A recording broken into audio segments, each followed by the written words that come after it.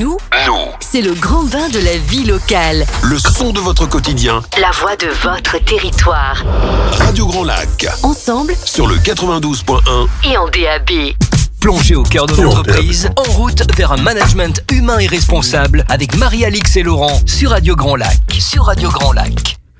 Bienvenue sur Radio Grand Lac 92.FM et en DAB. Merci Maxime pour ces infos nationales et locales. On a bien compris, on va garder nos parapluies cette semaine.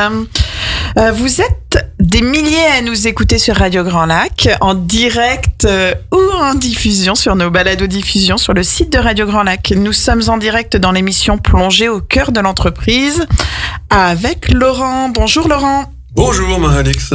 Comment vas-tu aujourd'hui ? Ça va super bien. Pour moi, il y a du soleil partout, les gouttes de pluie, nous sommes en train de passer au travail.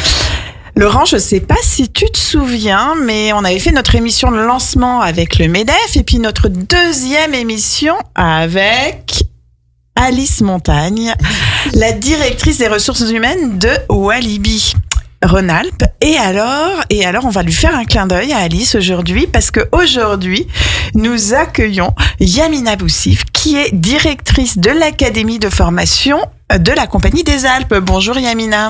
Bonjour à tous les deux. Et on va essayer à trois de vous faire découvrir les bonnes pratiques de management et de gestion des ressources humaines de la Compagnie des Alpes. Avant tout ça, Yamina, il y a une petite tradition chez nous, c'est que tu présentes ton parcours et notamment comment t'en es arrivée aux ressources humaines. Avec plaisir. Arrivée aux ressources humaines très tôt, parce que je me suis intéressée très jeune au métier, qui au début, il faut le dire, m'intriguait et me posait beaucoup de questions, qui étaient quand même pas très claires de mon point de vue d'étudiante. Et puis quand j'ai commencé à creuser un peu le sujet, notamment avec un ami proche de mes parents qui était directeur des ressources humaines, j'ai compris ce qu'était le métier. Et là, pour le coup, je suis passée de questions au côté captivant des ressources humaines. Donc j'ai fait ma formation très classiquement en gestion des ressources humaines. Et puis j'ai eu l'occasion de découvrir des secteurs assez fantastiques durant ma formation, que sont les cosmétiques et les parcs d'attractions, puisque j'ai à ce moment-là rejoint les équipes du parc Astérix et plus précisément l'équipe recrutement dans le cadre de mon alternance, et puis en contrat saisonnier par la suite. Et puis je dois dire que je suis tombée dedans assez vite, très jeune, comme un certain Obélix, et la comparaison est bien choisie, puisque du coup je n'ai pas quitté avant il y a quelques temps le secteur des parcs d'attractions, puisque j'ai poursuivi mon aventure à la mer de Sable, située dans l'Oise également. Tu faisais référence à Alice que j'ai connue puisque j'ai aussi occupé des fonctions de DRH au parc Walibi Rhône-Alpes, avant de rejoindre à nouveau le parc Astérix sur un très beau projet de mise en place de la fonction RH spécifiquement sur les métiers de l'hôtellerie et de la restauration, donc un très beau challenge. Donc j'ai eu le loisir pendant à peu près 12 ans, de tous les matins, me réveiller pour aller passer la journée en parc d'attractions, ce qui est quand même assez exceptionnel. Et puis récemment, donc il y a un petit peu moins d'un an maintenant, j'ai rejoint les équipes du groupe Compagnie des Alpes, au sein desquelles je pilote le projet de la CDA Academy. Merci beaucoup Yamina. Est-ce qu'on peut aussi parler de ton trajet géographique, parce qu'on sait ici que nos auditeurs et nos auditrices sont très attachés à leur région, et c'est normal, la Savoie notamment, et la Haute-Savoie, parce que je vous rappelle qu'on nous écoute de la Suisse jusqu'à Grenoble, donc on parle aussi des Isérois, et puis de Lyon, à partir de Lyon jusque de l'autre côté. Je suis parisienne d'origine et de naissance, et j'ai eu l'occasion de découvrir la région Rhône-Alpes et plus spécifiquement l'Isère lorsque j'ai rejoint les équipes de Walibi Rhône-Alpes. J'y ai passé un peu plus de 5 ans, donc ce qui m'a permis de faire un bon tour d'horizon. Et du coup, voilà, c'est une région qui n'est pas ma région d'origine, mais que je dirais ma région de cœur, puisque malgré que je sois retournée en région parisienne et plus précisément dans l'Oise, donc autant dire que c'est quand même très loin pour des Parisiens, j'ai souhaité revenir en Savoie, puisque du coup je suis de nouveau dans la région et plus précisément basée à Chambéry. Tu sais, je partage ça avec toi, c'est-à-dire que moi je suis né à Paris, je suis arrivé en Isère et après je suis allé en Savoie. Comme quoi c'est peut-être un parcours presque logique, un pèlerinage, je sais pas. Il faut savoir, en tout cas, les Parisiens me semblent être un petit peu des ovnis vus d'ici. C'est pour ça qu'on monte régulièrement les voir, pour bien se rappeler. Alors, nous, on connaît avec Laurent la Compagnie des Alpes, parce que bon, on est d'ici, et puis parce qu'on sait quand même, on a préparé cette émission. Peut-être que tu pourrais en dire plus à nos auditeurs et nos auditrices, parce que en vrai, on connaît pas tant que ça la Compagnie des Alpes, mais tout en la connaissant, parce que il y a plein de marques. On a parlé de Walibi qu'on connaît ici dans cette émission, mais voilà. Est-ce que tu peux nous détailler un peu tout ça, s'il te plaît? Bien sûr. Alors, comme tu disais, tout le monde ne connaît pas, mais on connaît quand même indirectement la Compagnie des Alpes, qui est organisée avec trois pôles de métiers principaux. On va avoir ceux dont j'ai parlé déjà, qui sont les parcs d'attractions. J'ai cité Walibi Rhône-Alpes, le parc Astérix. On retrouve aussi le Futuroscope en France, ou des parcs à l'étranger comme le Walibi en Belgique, en Hollande. On est aussi présent en Autriche et en Allemagne.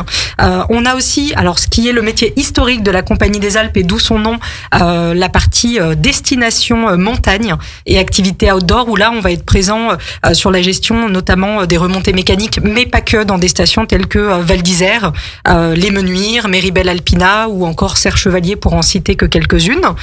Et le groupe est présent dans les Alpes, mais pas que sur la partie piste, si je puis dire. On est également présent avec le groupe MMV, qui a intégré le groupe il y a quelques années, ou encore une marque qui devrait parler à certains, et notamment dans la région, Travelski, qui est le tour opérateur numéro 1 dans les Alpes. J'ai les spatules qui chauffent en t'écoutant, Yamina, c'est une catastrophe. Moi, j'ai retenu deux petites choses que tu as dites que je trouve assez fantastiques, qui illustrent bien cette façon que tu as d'aborder le métier RH. C'est: je suis un bébé parc d'attractions, et que ton métier, c'est un terrain de jeu. Oui, effectivement, bébé parc d'attractions, parce que je dirais que c'est là que je me suis fait mes premières armes dans mon métier et dans ma vie professionnelle globalement, puisque j'avais eu quelques toutes petites expériences, mais peu significatives. Et puis ma vie est un terrain de jeu, comme je le disais. Tous les matins, mon métier, c'était, ou en tout cas mon lieu de travail, c'était les parcs d'attractions. Et je trouve ça assez exceptionnel, finalement, de se dire que c'est une sortie parfois exceptionnelle, privilégiée, familiale, un moment qui rythme l'année de dépaysement et de souvenirs positifs. Et donc, du coup, moi, j'avais la chance d'y aller quotidiennement. Donc, c'est quand même une chance incroyable.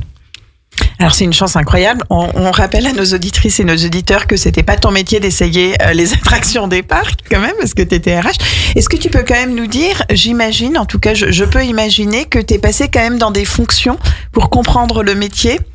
Est-ce que ça t'est arrivé, j'en sais rien, de te retrouver derrière des friteuses, par exemple, ou... Alors oui, alors déjà j'ai eu un parcours de découverte des métiers qui était incroyable au démarrage, puisque quand on arrivait au parc Astérix, on chaussait l'uniforme et on allait faire une semaine de découverte en immersion dans les métiers. Donc ça m'a permis effectivement de bien m'approprier les choses. Et un petit peu plus tard dans mon expérience, d'aller découvrir aussi les domaines skiables, qui étaient des métiers que je connaissais un petit peu moins. Et ça m'est arrivé effectivement. Alors on prône la polyvalence et la priorité finalement du service et de la satisfaction de nos clients. Et lorsque parfois on avait une très forte fréquentation et que j'entendais à la radio depuis mon bureau qu'il y avait du monde, et ben là je mettais le polo qui allait bien, la tenue, et puis effectivement je me retrouvais très souvent en restauration, où ma mission première était de cuire des frites et de servir des légumes aux clients.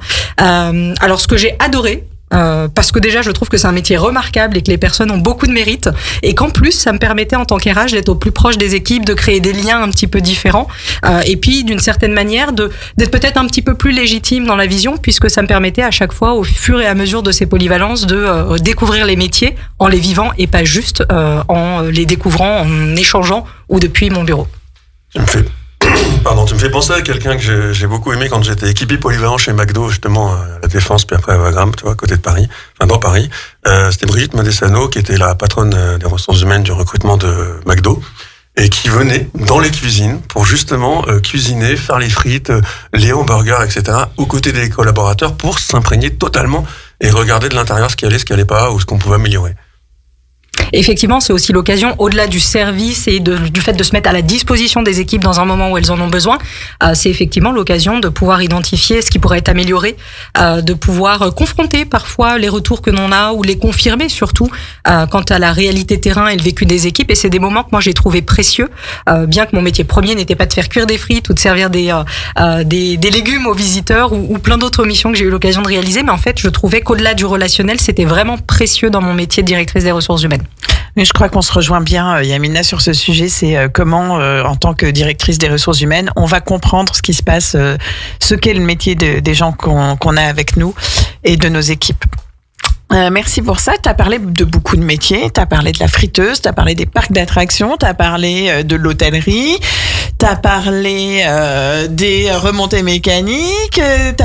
Mais comment on monte une académie pour un groupe comme ça? On va revenir un peu à ce sujet-là, mais c'est quoi Qu'est-ce qui est venu à l'idée de la Compagnie des Alpes de monter une académie alors qu'il y a autant de métiers différents? Alors c'est intéressant parce que ça a été initié par la Compagnie des Alpes, mais pas que en tant que tel et en tant que groupe. En 2022, le groupe avait décidé de se doter d'une raison d'être. Et du coup, autour de ça, a sollicité des collaborateurs en entretien individuel, via des enquêtes, des questionnaires, et puis a fait travailler en co-construction les codires de tous les sites. Sont ressortis plusieurs points qui ont permis d'affiner et de déterminer cette raison d'être et de formuler des engagements et des renoncements. Alors évidemment, autour de tous les enjeux actuels que sont les enjeux environnementaux et climatiques, les enjeux de vitalité des territoires, notre raison d'être quand même qui est d'amener aussi les personnes à se rencontrer et à passer de bons moments, mais aussi de forts engagements autour du développement de nos collaborateurs et de leur qualité de vie au travail. Et donc l'un des engagements, ce qui est quand même un élément très fort je trouve, l'un des engagements était de lancer une académie de formation, la CDA Academy, à horizon 2025. Donc nous y sommes, l'académie a été lancée en janvier 2025, mais en fait le travail a commencé bien avant puisque notre directrice des ressources humaines du groupe qui porte le sujet et qui est fervente promotrice et sponsor de ce projet, du coup a plutôt créé un groupe de travail en amont du lancement officiel de la CDA Academy, qui était composé certes de personnes des ressources humaines et du milieu de la formation, mais pas que, aussi de personnes sélectionnées au sein des équipes opérationnelles de divers métiers du groupe pour ne pas aborder le projet qu'au travers du prisme RH et de la formation. Et je pense que ça a été un choix très judicieux parce qu'on a vu que du coup toute la réflexion menée par ce groupe a permis de poser des fondamentaux et une direction vraiment adaptée au groupe, aux attentes des sites, des collaborateurs, et ce qui était pour moi en tout cas, je dirais un héritage précieux quand j'ai pris mes fonctions. Comment on fait, Yamina? Moi, j'ai travaillé pour des grands groupes. Souvent, le groupe donne une direction, décide de quelque chose. Comment on fait pour accueillir et obtenir l'adhésion de tous et toutes, notamment sur le terrain? Parce que souvent, c'est des choses un peu irréalistes qu'on nous demande au groupe. Tu as un peu répondu avec ces groupes de projets. Est-ce que tu peux nous en dire plus? Alors, effectivement, le groupe projet, c'était à l'initiative et dans toute la phase de réflexion, bien qu'il continue d'intervenir, puisque moi, je trouve ça important. Mais je pense qu'il y a déjà un principe fondamental qui est de ne pas penser de manière unilatérale, mais plutôt d'aller chercher les infos, aller à la rencontre des équipes. Lorsqu'on identifie un projet, alors il y a tout ce qui est stratégique et qui du coup est plutôt top-down et c'est tout à fait entendable, mais en tout cas sur le reste des projets, de vraiment aller au contact des collaborateurs, aller au contact des experts métiers sur les différents sujets. Et puis également, on a lancé avec la CDA Academy une communauté formation, puisque l'objectif était vraiment de travailler sur des sujets qui ont une réelle valeur ajoutée pour le groupe, pour les organisations et les collaborateurs eux-mêmes. Et donc du coup, ça permet effectivement d'avoir des échanges qui ne soient pas descendants et des décisions, comme je disais, unilatérales, mais plutôt une réflexion partagée, une co-construction autour des projets qui sont identifiés pour pouvoir essayer de cibler le mieux possible, ce qui est quand même essentiel si on souhaite que la CDA Academy soit un plus aujourd'hui pour le groupe. Moi, ce que je trouve intéressant, Yamina, c'est que dans tout ce que tu décris, il y a aussi une façon très opérationnelle d'évoquer le métier et la fonction RH. J'ai noté une phrase qui était quelque chose qui se produisait avant que tu prennes tes fonctions. Mais les collaborateurs devaient passer pour prendre rendez-vous avec une porte fermée pour accéder aux finances en RH. Et tu nous as expliqué pendant la préparation de cette émission que tu étais moins une que tu sortes de tes gonds et que tu embarques la porte et que tu l'enlèves toi-même. Donc, est-ce que tu peux nous en dire un peu plus sur la Alors, effectivement, c'était un petit échange. C'était un petit échange qu'on avait eu au préalable dans l'un des sites dans lesquels j'étais arrivée. Alors, le fait qu'il y ait une porte à code avant les bureaux étaient RH n'était pas lié au fait que les RH, d'ailleurs, la fonction RH n'hésitait pas à proprement parler en tant que tel. Il y avait évidemment des collaborateurs qui avaient fait un travail brillant avant que j'arrive, mais en tout cas, on a structuré plein de choses ensemble.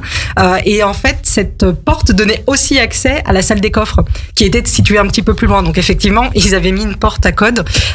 Et quand on m'a dit ça, j'ai dit heureusement qu'elle a été retirée parce que je pense que j'aurais, je sais pas, peut-être arraché les fils du code ou emmené la porte ailleurs. Mais effectivement, c'était absolument à l'opposé de ma vision des ressources humaines qui sont plutôt dans la proximité, dans le contact. Et c'est quelque chose qui m'a effectivement marqué. Merci Yamina. Merci. On en revient un peu à l'académie. Du coup, ça fait 1 an qu'elle a été créée, c'est ça, Elle a été créée en janvier. En janvier. Alors même pas tout à fait 1 an.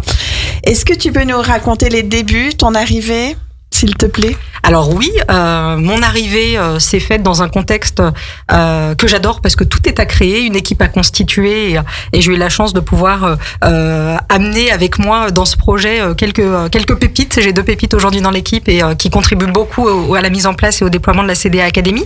Et puis finalement, on arrive avec cette multitude de sujets possibles, ce besoin aussi de s'approprier en quelque sorte un nouveau métier qui est de concevoir des formations, ce qui est très différent d'être cliente et d'acheter de la formation dans les fonctions que j'avais occupées précédemment. Et puis là, le parti que j'ai pris, c'est plutôt de créer des fondations qui soient solides sur des process de fonctionnement, sur la prise en main de chacun de son rôle, de ses missions, de ses enjeux, et puis de commencer à lancer rapidement des projets, parce que je pense que le mieux pour faire rayonner la CDA Academy, c'est que des collaborateurs puissent effectivement assister et bénéficier des formations qu'on développe.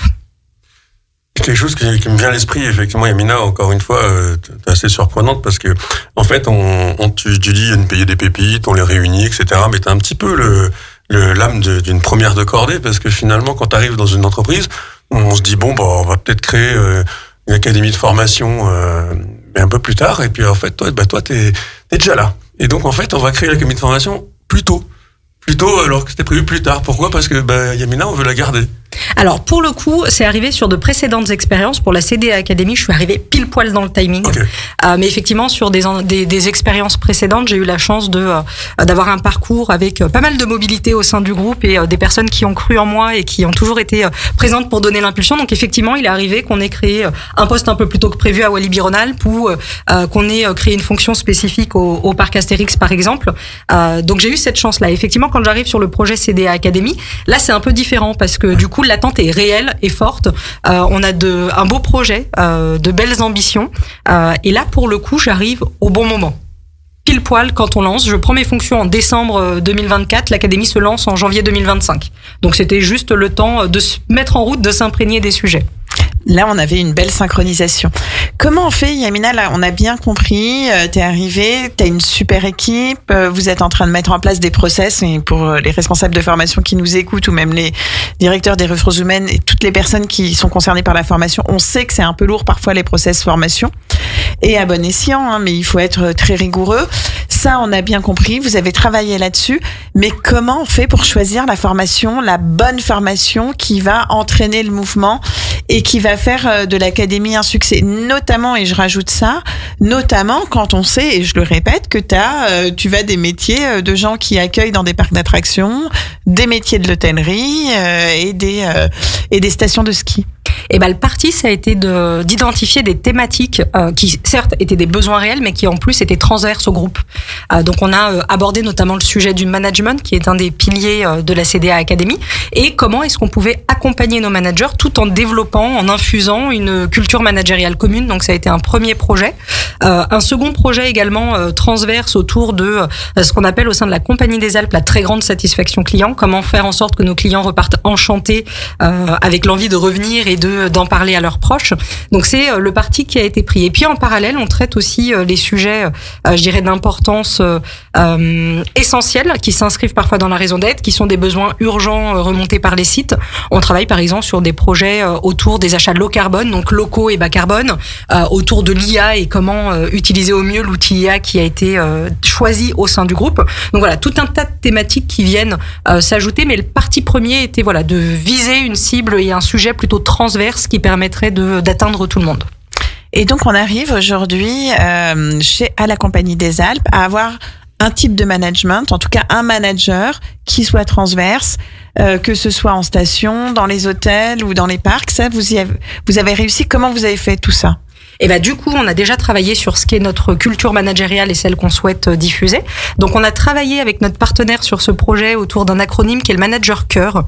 Donc, le Manager Cœur qui reprend le C de courage managérial, le O d'optimisme, le E que je me trompe pas, dans le bon ordre, le E d'équité, le U d'utilité au sens de la valeur ajoutée qu'apporte un manager, et puis évidemment les notions de respect, que ce soit des personnes, du cadre de travail, des engagements, etc.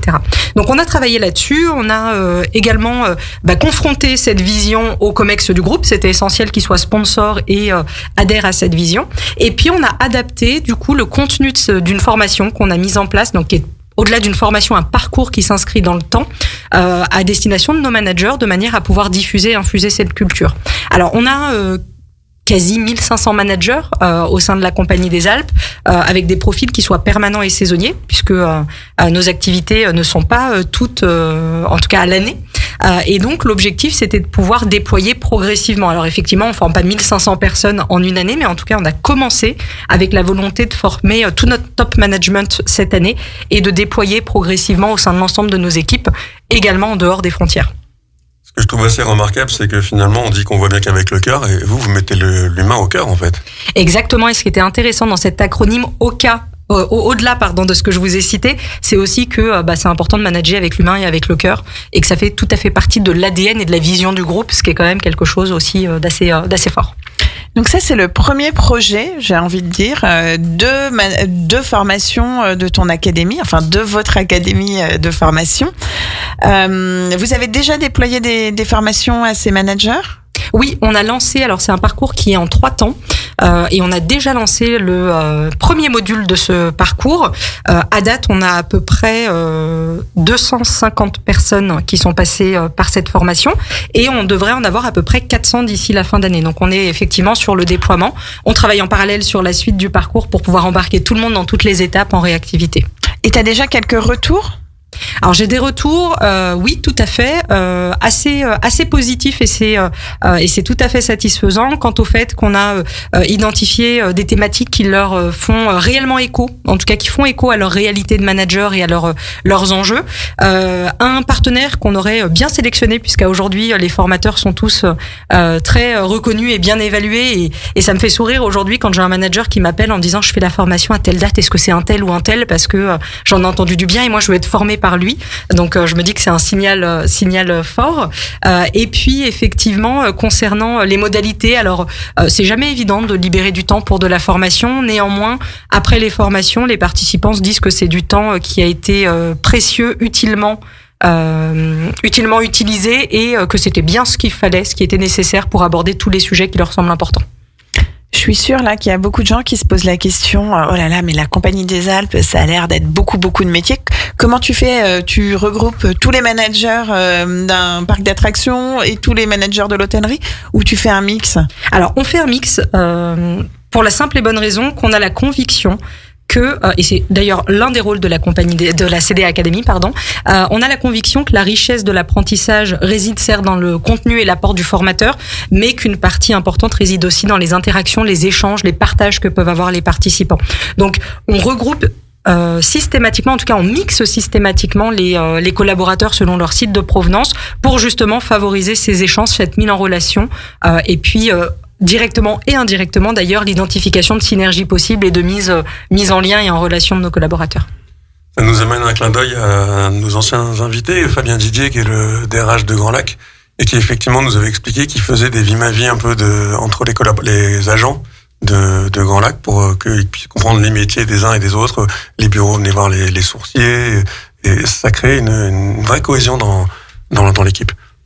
Ça crée une cohésion, et je pense que c'est une vraie force à l'échelle d'un groupe, justement, de pouvoir capitaliser sur le nombre de collaborateurs, les expertises. On a des expertises très spécifiques au sein du groupe. Quand vous êtes technicien sur des remontées mécaniques ou que vous êtes perruquier dans les équipes d'un parc d'attractions, c'est quand même des choses très pointues et spécifiques.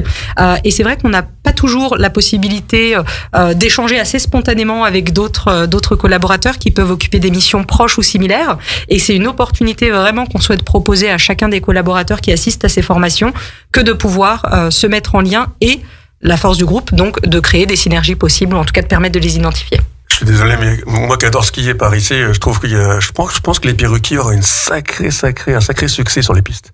Ah bah c'est possible, mais alors par contre, il va falloir en trouver et il va falloir clarifier leur mission, parce qu'avec le casque qui, on le rappelle, est obligatoire pour des raisons de sécurité, le challenge peut être d'autant plus intéressant. Mettons les perruques sur les casques, je pense que c'est un bon les top casques, ça existe. Oui, vous avez raison, c'est un beau challenge. Oui, merci beaucoup. Moi, je pense que c'est enrichissant.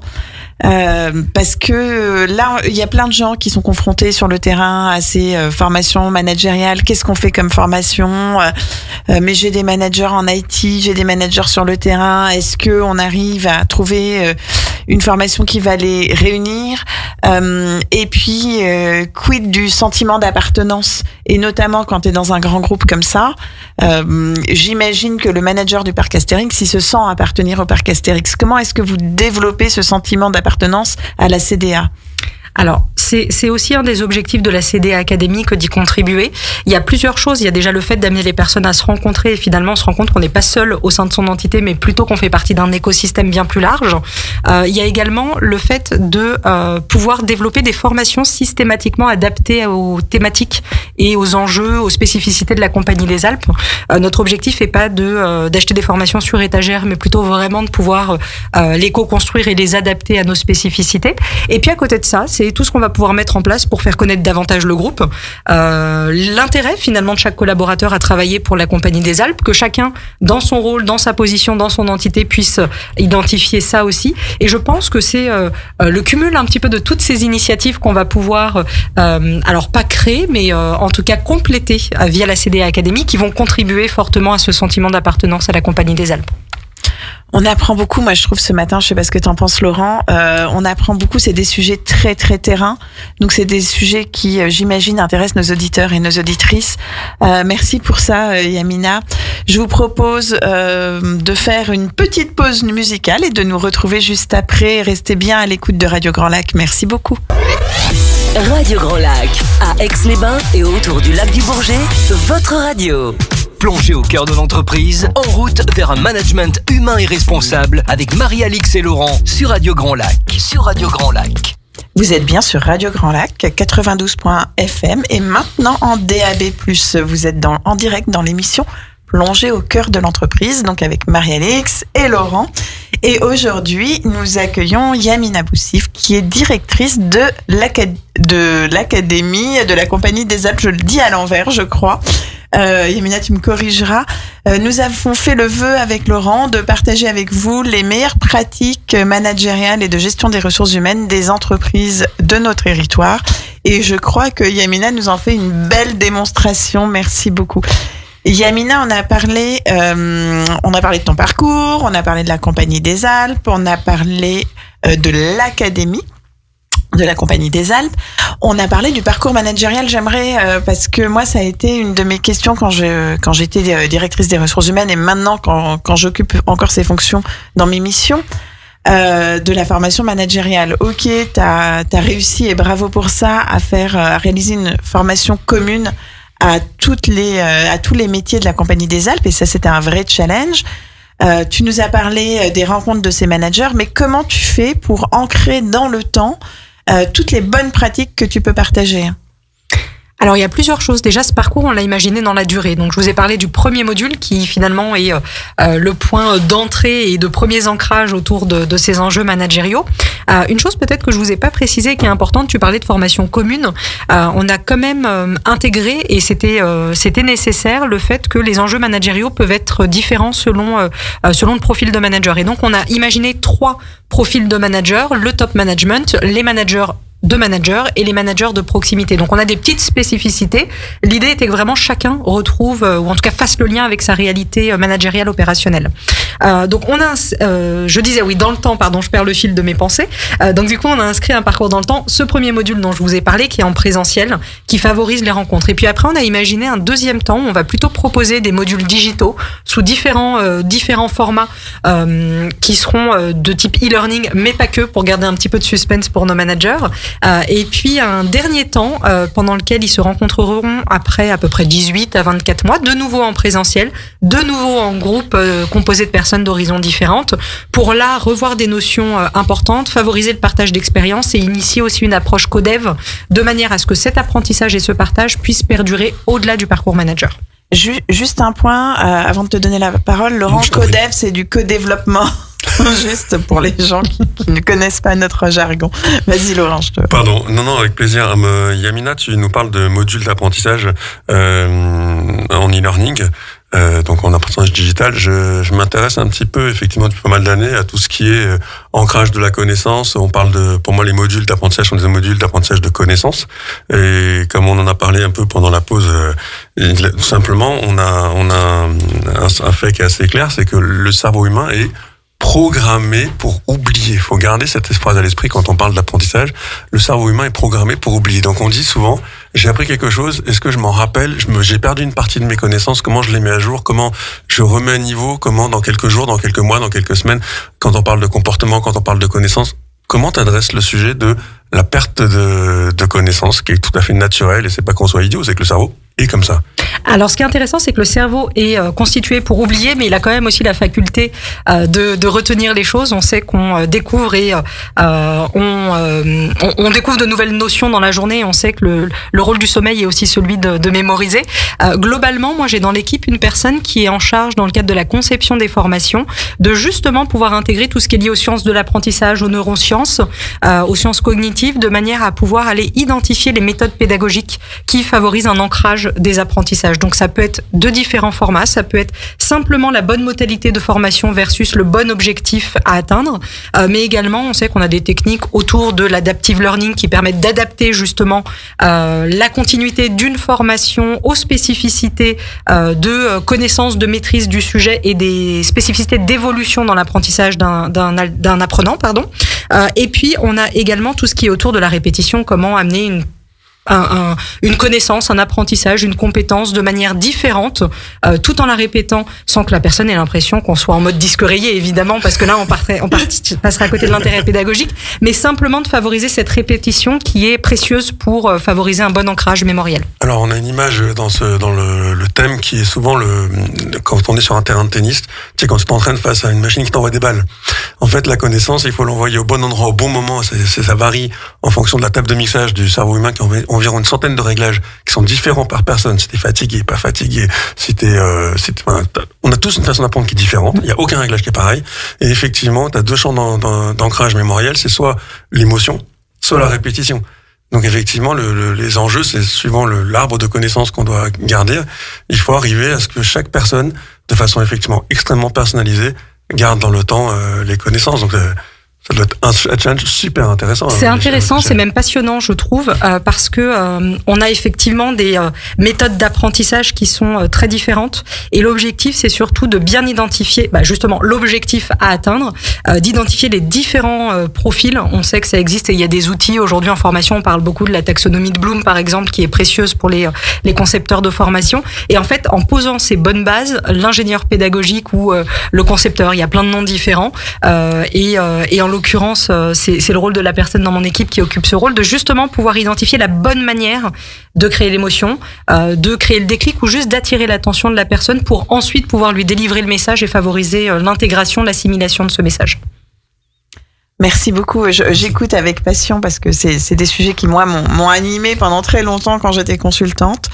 On parle, donc, si on revient à votre parcours managérial, donc il y a ces 3 premiers jours, c'est ça, de ce que je comprends. Après, les gens doivent réaliser on va appeler ça des e-learning, en tout cas des modules à distance. Comment vous faites pour que les personnes, les managers, remplissent ces modules, les fassent, parce que c'est souvent difficile de trouver du temps. Est-ce que tu as assez de recul par rapport au premier module que tu lances pour nous raconter? J'ai pas encore suffisamment de recul parce qu'on va les lancer d'ici la fin d'année, le début d'année prochaine.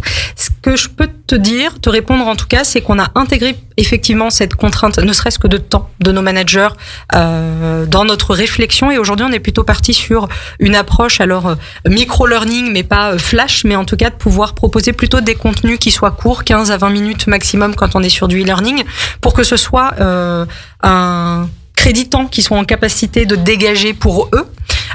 Forcément, ça c'est un enjeu fort. On a aussi cette variation que j'exprimais tout à l'heure des formats, parce que si on fait que du module e-learning, il y aura pas de surprise. Donc on souhaite aussi amener d'autres formats pour captiver un petit peu l'attention et puis j'espère des contenus qui seront pertinents bien abordé de manière à ce que dans l'objectif idéal, ils aient hâte que le suivant sorte pour pouvoir le consulter et finalement que cette dynamique soit créée de manière plutôt volontaire.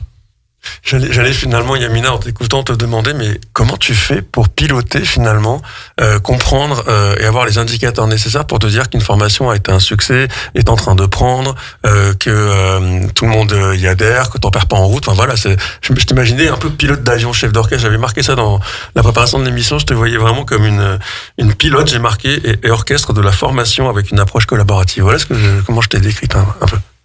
Effectivement, alors pilote sur la durée. Donc là, on est sur du vol très très long courrier, mais effectivement, on peut faire le parallèle. Je dirais qu'il y a plusieurs choses. Il y a ce qui est pratiqué de manière assez évidente dans la formation, que sont les évaluations de fin de formation. Et ça, c'est un indicateur précieux. Quand une formation se termine, vous pouvez être sûr qu'à 18h, moi, je suis sur mon Forms en train de regarder les indicateurs, parce que je suis convaincue que la réactivité est aussi quelque chose d'important. Pourquoi ? Parce que s'il y a des indicateurs faibles, c'est important que je prenne le téléphone, je contacte les personnes pour essayer de comprendre et voir s'il y a des réajustements nécessaires ou s'il y a un contexte spécifique qui a pu déclencher ça.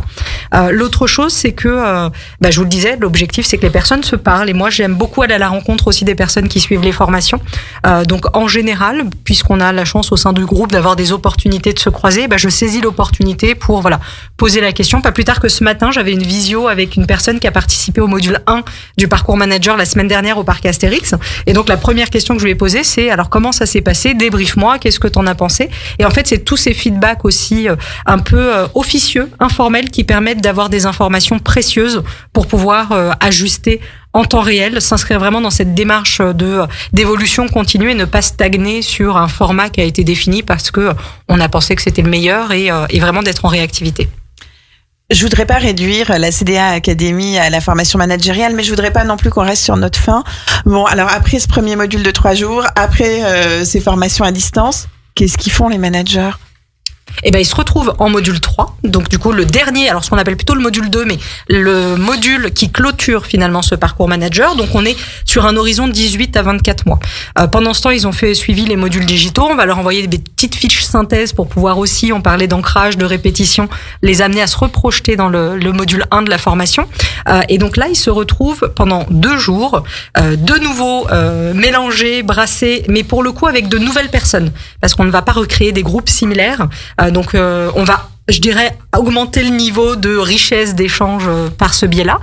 Et puis là, donc ça va être plutôt adapté. On va plutôt imaginer l'envoi d'un formulaire pour bien comprendre leurs besoins et leurs attentes, de manière à adapter le contenu, que le formateur puisse faire des rappels, approfondir des notions si besoin, et ensuite l'étape de co-développement, je vais le dire en entier cette fois-ci, qui est importante et essentielle pour nous, parce que je le disais tout à l'heure, au-delà du fait de s'exercer en formation, l'idée c'est de leur mettre entre les mains peut-être un nouvel outil, parce qu'il y en a qui doivent probablement le connaître, mais en tout cas un outil qui leur permettrait de poursuivre leur apprentissage par la suite en se basant sur le travail et la réflexion partagée avec des pairs. Et ça, c'est quelque chose qui est aussi important et très riche d'apprentissage.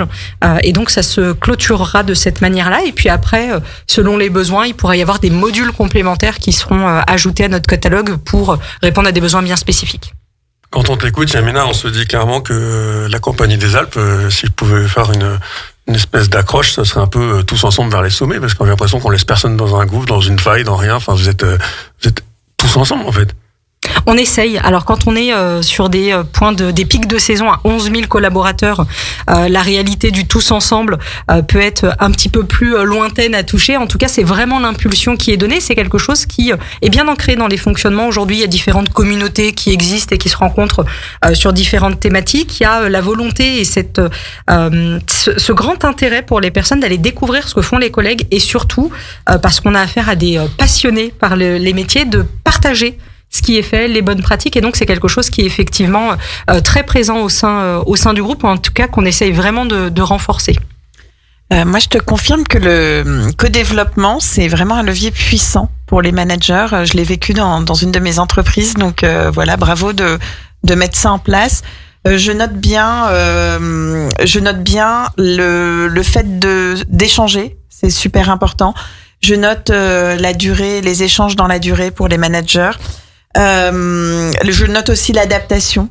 Ça, c'est des mots qui résonnent en moi quand tu parles. Et si je peux faire un petit résumé en 3 mots de nos échanges. Je voudrais pas qu'on réduise la CDA Academy à une formation de management parce que c'est pas que ça. Et j'aimerais bien que tu nous parles un peu de l'expérience sur des formations plus techniques et qui restent transverses que vous souhaitez mettre en place. Alors oui, effectivement, c'est pas que le management et c'est bien plus large que ça et ça va même au-delà d'ailleurs de ta question et du sujet technique.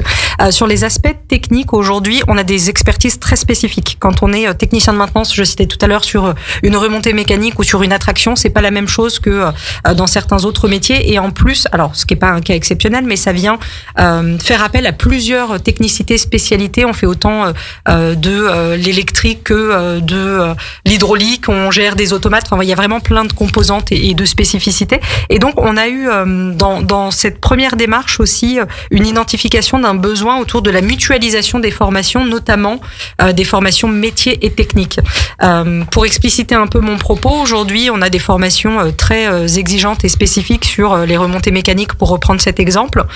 Et on s'est rendu compte qu'aujourd'hui, malgré qu'il y a cette idée de tous faire ensemble, comme tu le disais, Laurent, vers le sommet, il y a encore des initiatives qui sont plutôt isolées, un fonctionnement qui peut être un peu en silo. Et donc l'objectif, alors c'est parfois un peu moins le cas quand on est dans la même vallée, mais dès qu'on sort de la vallée, on se rend compte que ça peut être un petit peu plus complexe. Et donc l'idée, c'est de pouvoir proposer des formations mutualisées, notamment autour des formations constructeurs sur les remontées mécaniques, mais pas que, des formations sur de la conduite d'engin, sur de l'habilitation électrique, ce genre de choses, de pouvoir proposer des mutualisations de ces formations pour toujours amener les personnes à se rencontrer, parce que le technicien de maintenance de Méribel rencontrera peut-être jamais le technicien de maintenance de Serre Chevalier. C'est une belle opportunité de le faire. Cet échange de pratiques toujours au cœur et puis finalement une optimisation des démarches, de l'énergie mise pour organiser ces formations et évidemment un enjeu, je dirais, économique, parce que quand on organise 2 formations pour 3 personnes alors qu'on pourrait en organiser une pour 6 personnes avec en plus cette valeur ajoutée de l'échange et de la rencontre, et forcément le choix est vite fait. Il y a vraiment quelque chose que j'ai envie d'amener dans notre réflexion, c'est la CDA Academy. Pour moi, j'ai le sentiment que elle joue un rôle stratégique qu'on n'a pas forcément évoqué encore dans l'attractivité que vous pouvez avoir en tant qu'employeur dans des métiers qui sont extrêmement, pour certains, sous tension, qui sont difficiles en termes pour que les gens candidatent vers vous. Alors, vous n'êtes pas forcément connus en tant que chacune des entités, mais finalement, pourquoi chez vous plutôt qu'ailleurs? Et je trouve que la CDA Academy a vraiment un rôle à jouer dans l'attractivité, et non, j'aime pas le mot marque employeur, mais vraiment ce côté, votre ADN, enfin, vous avez un parcours collaborateur, certainement un parcours d'intégration, toutes les choses-là, CDA Academy a des rôles à jouer tout au long de la vie du collaborateur, d'avant son entrée, dans les annonces, dans ce que vous mettez en avant, jusqu'à toute sa vie en tant que collaborateur. Est-ce que je me trompe? Non, tu te trompes pas. C'est exactement ça, effectivement. Alors, il y a l'accompagnement des enjeux stratégiques. On n'en a pas beaucoup parlé, mais c'est évident que ça va être un outil pour accompagner la montée en compétences dans cet objectif d'atteinte des enjeux, des objectifs et de la stratégie du groupe. Mais il y a effectivement ce volet. Alors, certains parlent de marque employeur, d'autres attractivité. Peu importe le mot qu'on met derrière. Néanmoins, c'est important et on a la volonté de faire de la CDA Academy un outil fort, un marqueur fort de qualité et d'accompagnement des collaborateurs. Alors ça passe effectivement par ce que tu citais sur des process et des parcours d'intégration, sur le fait de pouvoir créer également, et ça va faire partie de nos priorités très prochaines, sur les métiers pénuriques en tension.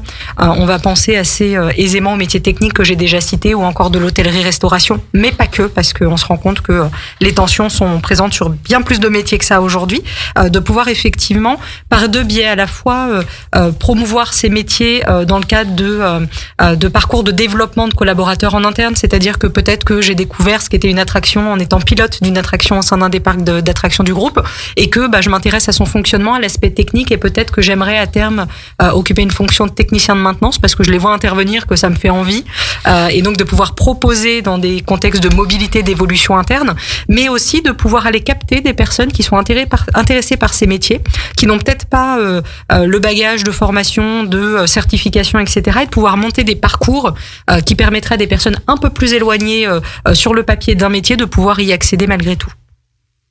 Et puis je pense à un enjeu au-delà du fait d'attirer, de fidélisation, parce que on sait que le fait de pouvoir développer ses compétences, se développer individuellement, c'est quelque chose qui en plus chez nos jeunes générations fait encore plus écho. Mais quand en plus on peut poursuivre ça tout au long de sa carrière au sein d'une entreprise, c'est quelque chose qui est d'autant plus satisfaisant et attrayant. Donc vous donnez du sens et de la profondeur aux histoires que vous écrivez avec vos collaborateurs. En fait, c'est tout sauf une promesse non tenue. On est loin de la promesse non tenue. Je pense que certains auraient pu le penser lorsque la CDA a annoncé, la compagnie des Alpes, a annoncé le lancement de la CDA Academy.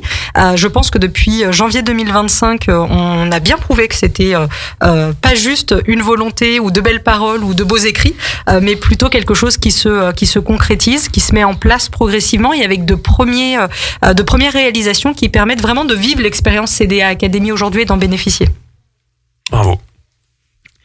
On apprend énormément. C'est vrai que souvent, tu as raison Laurent, souvent ces académies, c'est un peu éloigné du terrain. Toi, en tout cas, ton équipe, vous en avez fait une réalité managériale, c'est-à-dire des formations qui ont un sens et qui ont un sens au sein d'un groupe. Et je répète, cette difficulté au sein d'un groupe avec des métiers très diversifiés et des clients différents et des attentes différentes, parce que même si c'est du loisir à chaque fois, ou j'espère en tout cas pour la plupart du temps, parce que quand on va faire du ski ou quand on est dans un parc d'attractions, c'est effectivement plutôt du loisir, mais il y a aussi des séminaires d'entreprise, donc il y a des typologies de clients différents. Donc ça, vous avez réussi à en faire un objectif commun, à créer une synergie commune avec vos managers. Pareil, moi j'admire effectivement cette capacité aussi à avoir su sur des formations techniques et même au-delà à regrouper des gens de différentes vallées, notamment parce que nous on sait la guerre qu'il peut y avoir entre les vallées autour de chez nous, et de se dire effectivement mon habilitation électrique, je la pense pas que sur un domaine hôtelier, parce que j'imagine que tu as aussi des habilitations électriques dans ces domaines, mais je la pense plus large. Je trouve que c'est génial de le penser comme ça et de se dire mais ça va au-delà d'une économie de coût. C'est vraiment, j'ai noté les échanges, ça va dans la rencontre, ça va dans une logique de groupe et d'entreprise. Donc ça c'est un premier sujet. C'est quoi pour toi la prochaine étape de l'académie, si on parle de ça? Parce qu'on a parlé du présent, mais si on se projette un peu, si on fait de la projection. Alors quand on se projette, c'est très riche. Il y a plein de projets et ça c'est extrêmement motivant et enthousiasmant. La prochaine étape, c'est d'écrire la feuille de route sur du plus long terme. Je dirais qu'aujourd'hui, on était sur une phase de lancement avec de premières étapes, des sujets un peu pressants qui m'attendaient déjà à mon arrivée, mais de pouvoir effectivement se projeter au-delà de l'aspect très métier et parfois très technique, comme je le disais, aussi sur les aspects stratégiques. Et donc ça va être quelque chose qui va être très présent. On a un enjeu important aussi, et alors là, ça peut paraître un petit peu moins global, mais c'est pas moins important, c'est de pouvoir s'outiller. Aujourd'hui, la formation se fait, et on l'a évoqué, pas mal à distance, ou en tout cas avec des formats multimodaux, et on a besoin aujourd'hui d'avoir un outil, une plateforme qui nous permettrait d'animer ça le mieux possible. Et puis je dirais qu'il y a un enjeu fort, c'est de toujours rester en proximité du terrain, en proximité de la réalité et du besoin initial, de ne pas s'éloigner, et ça c'est quelque chose qui pour moi va faire partie de nos enjeux très forts sur les années à venir. Et là, vous pensez peut-être indicateurs aussi, qu'est-ce que je mets en place comme... alors on appelle ça des indicateurs, je vais pas trouver inventer un autre mot, mais comment est-ce que je vais mesurer cette satisfaction? Comment est-ce que je mesure que j'arrive à bien mettre en place ma stratégie et en tout cas à atteindre les objectifs que je m'étais fixés? Forcément, il y a toute une partie d'indicateurs qui vont être essentiels tant sur la qualité de formation. Je pense qu'il y a aussi un indicateur qui est important, qui va tourner plutôt au-delà de la manière dont l'académie se déploie et sa notoriété entre guillemets se déploie au sein du groupe, parce que ce qui est important, c'est que le réflexe de formation puisse aussi être associé à la CDA Academy, en tout cas sur les aspects où on a une valeur ajoutée à fonctionner à l'échelle d'un groupe et pas individuellement. Donc tous les indicateurs de formation, tous les indicateurs, je dirais qui vont au-delà. Par exemple, quand on parle de la formation en management, évidemment à terme on va aller étudier un peu les enquêtes de satisfaction collaborateur pour voir s'il y a des évolutions dans les pratiques managériales sur des sujets qui ont été abordés dans le cadre de la formation. Donc les indicateurs, oui, garder le cap, s'assurer effectivement qu'on évolue dans la direction souhaitée, pouvoir réajuster en temps réel de manière à s'assurer que l'objectif final soit toujours atteint et que cette valeur ajoutée promise au travers de la CDA Academy soit effectivement transformée et réelle. On peut dire, Yamina, que tu as la fibre de ton métier. J'ai vu ta rapidité de réflexion, je dirais presque que tu as la fibre optique. Hein. On va se le dire clairement. Merci pour le jeu de mots. Allez, bonne journée, au revoir, je sors. Il y a une phrase que j'ai notée de toi quand même, que je trouve assez remarquable, et je voudrais te demander juste de nous donner ton point de vue là-dessus. Tu as dit, je veux garder une part de disponibilité pour l'imprévisible. Ah oui, alors ça, je pense que c'est essentiel, parce qu'en général, on a quand même des agendas, des feuilles de route qui sont ambitieux, surtout quand on a envie de mener un projet à son succès, et la réalité est toute différente, c'est-à-dire qu'on a toujours de l'imprévisible qui vient se mêler, s'immiscer, et du coup c'est important pour moi de garder aussi un peu de bande passante pour pouvoir intégrer des projets qui n'auront pas été identifiés comme étant inscrits à la feuille de route et prioritaires, mais dès lors que les entités ou le groupe le montrent comme l'étant désormais, et de pouvoir effectivement avoir cette bande passante de manière à se montrer agile et réactif, et pas être que dans une prévision à N+2, 3, 4 ou 5 sans jamais pouvoir intégrer le besoin immédiat. Yamina, c'est Lilou, le 5e élément en fait. Yamina, Laurent, merci. Mon cœur se brise. On a bien lancé, Laurent, la saison, je pense, avec Yamina. Le temps file, l'émission touche à sa fin. Merci beaucoup, Yamina. Merci à tous les deux. Avant de faire des annonces, j'ai un petit message personnel. C'est l'anniversaire d'un de mes grands frères aujourd'hui, donc je souhaite un très bon anniversaire à Christophe s'il m'écoute. Voilà, je pense qu'il travaille. Joyeux anniversaire, Christophe. Et je souhaite une bonne fête à Jean-Pierre, parce que c'est la Saint-Jean aujourd'hui, enfin Saint-Jean-Baptiste, mais il y a Jean dans le prénom. Surtout, restez à l'écoute de Radio Grand Lac. Vous allez retrouver à 12h05 Élodie dans son émission Enquête de sens, qui vous présente des personnes qui ont réussi à trouver du sens ou à redonner du sens à leur vie dans le monde professionnel. Et alors, une émission que j'adore, et c'est bientôt l'heure de déjeuner, donc là, mon ventre gargouille rien qu'à l'idée d'y penser. C'est l'émission qu'on dévore, c'est local et c'est bon, c'est avec Eve. Aujourd'hui, elle va pas nous parler de raclette ni de fondue, mais de spiruline et de la petite cure qu'il va falloir faire avant l'hiver, et elle reçoit la Maison du Lac. Surtout, restez à l'écoute de Radio Grand Lac 92.1 FM et aussi en DAB. Et tout de suite, vous retrouvez Maxime avec ses infos locales. Radio Grand Lac.